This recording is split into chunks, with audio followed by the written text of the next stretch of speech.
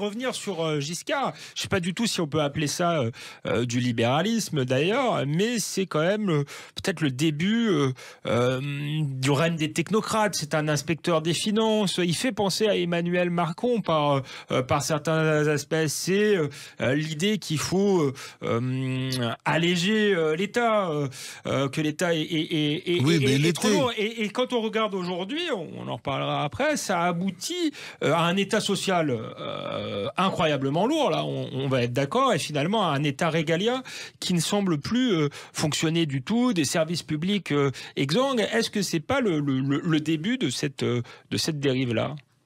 Ah non. Moi, je crois pas, justement. Il veut changer ça. Il veut changer ça. Et aujourd'hui, cette dérive-là, elle a commencé bien, vous savez bien, vous posez la question pour ça, mais enfin, elle a commencé en 1980, cette dérive-là. C'est-à-dire avec l'idée qu'on allait, pas supprimer le chômage, mais en tout, enrayer le chômage avec des emplois publics. C'est une farce. Enfin, c'est absurde. Et d'ailleurs, ça a continué. Et depuis, ça n'a cessé. Et vous arrivez même à des folies, comme par exemple Paris, qui n'est pas forcément la ville la mieux gérée de France, et où vous avez 2,5% de plus d'employés. Oui, c'est plus de deux fois plus, plus de 2,5 fois plus. Vous voyez ce que ça veut dire? Oui, pardon, c'est pas 2,5. Oui, 2,5 fois plus d'employés municipaux qu'à Londres ou qu'à Rome. Enfin, plus qu'à Bruxelles, je crois.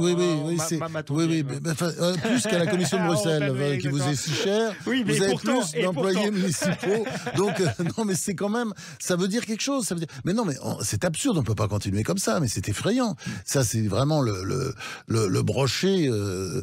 Bon, à force de tout bouffer, il a tout pris. Et on a un État qui est devenu aujourd'hui complètement omnipotent et impotent. Et impotent.